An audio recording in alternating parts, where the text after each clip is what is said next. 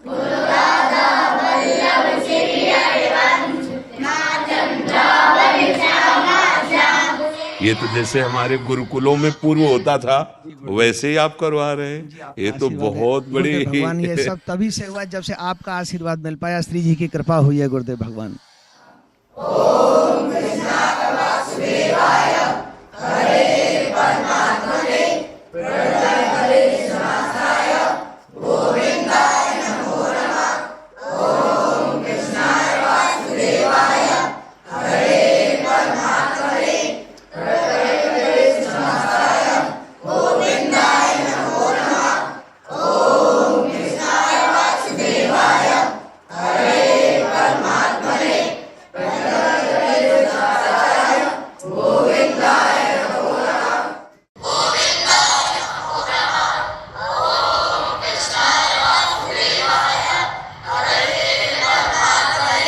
ये तो बहुत अमृत में, बहुत अमृत में, बहुत अमृत।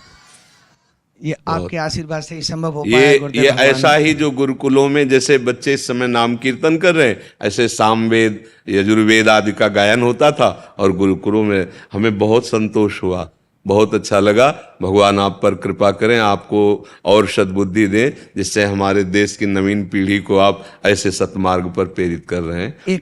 एक अनुरोध गुरुदेव भगवान, जो बच्चे रह गए जी, उनके लिए क्या आदेश है? आप एक बार उनको भी लिवा के लाइएगा, जब आपको समय मिले ना तब आप उनको लिवा के। आज हम चाहते हैं कि हमारे देश के बच्चे सुधरे, हम आपको बार बार प्रणाम करते हैं कि जो हम चाह रहे हैं वो आप करवा रहे हैं बच्चों से। सदगुरुदेव भगवान आपका आशीर्वाद, बिना आपके आशीर्वाद कुछ नहीं। अच्छा, आप लोग और कुछ बात तो नहीं करना चाहते?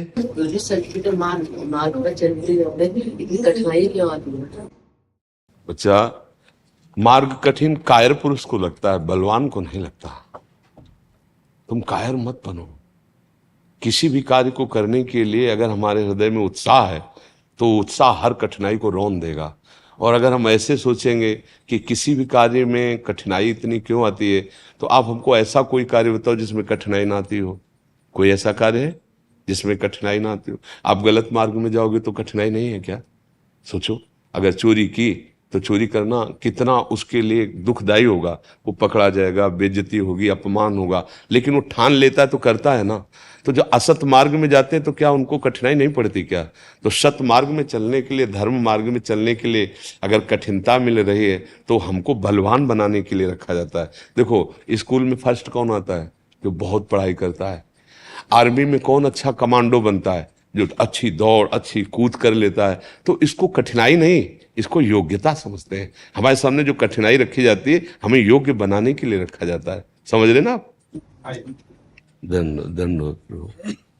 बहुत सुंदर, बहुत सुंदर। ऐसी सद्भावना विशेष रूप से बच्चों में फैले। हाँ, बहुत सुंदर।